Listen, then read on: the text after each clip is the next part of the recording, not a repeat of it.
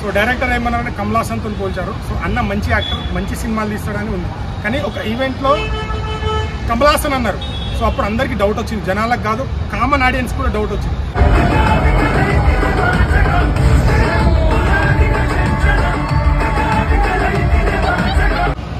Swag అనగానే మన విష్ణు అన్న గుర్తుకొస్తారు.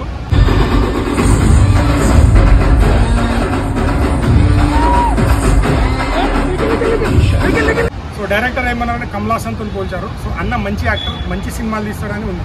కానీ ఒక ఈవెంట్లో కమల్ హాసన్ అన్నారు.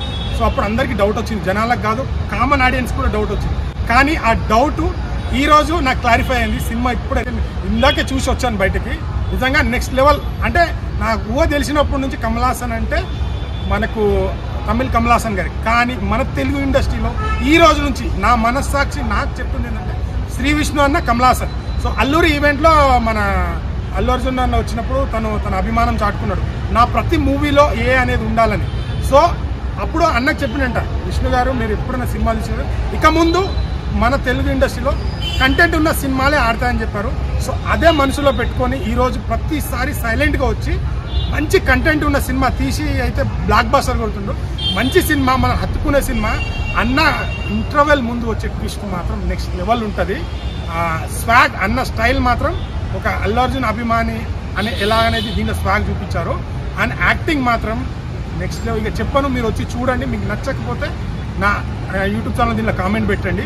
అంత బాగా యాక్ట్ చేశాడు. అంటే యాక్టింగ్కి స్కోప్ ఉన్న మూవీ ఇది. అంటే ఇప్పుడు లోకంలో మన హిజ్రా వాళ్ళని ఎలాగో చూస్తుంటాం కదా, సో దాన్ని అయితే నెక్స్ట్ లెవెల్ చూపించారు. మనం కాంచన మూవీలో చూసింది ఒక్కటైతే, దీంట్లో చూసింది నెక్స్ట్ లెవెల్ చూపించారు. సో యాక్టింగ్ ఉన్న సోప్ ఇది. చాలా మంది క్యారెక్టర్స్, ప్రతి ఒక్క క్యారెక్టర్స్ అందరూ చాలా బాగా చేశారు. ఎక్కడ ట్విస్ట్ అంటే ఏ క్షణాన్ని ఏం జరుగుతుంది ఆ సస్పెన్స్ మెయింటైన్ చేశారు. అన్న యాక్టింగ్ మాత్రం నెక్స్ట్ లెవెల్. అంటే వేరియేషన్, ప్రతి క్యారెక్టర్కి ఒక వేరియేషన్ చూపించారు. నెక్స్ట్ లెవెల్ ఉంది. ప్రతి ఒక్కరు వచ్చి వాచ్ చేయండి.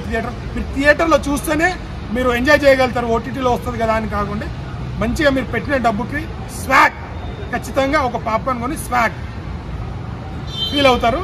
సో అందరు థియేటర్కి వచ్చి వాచ్ చేయండి. Thank you so much.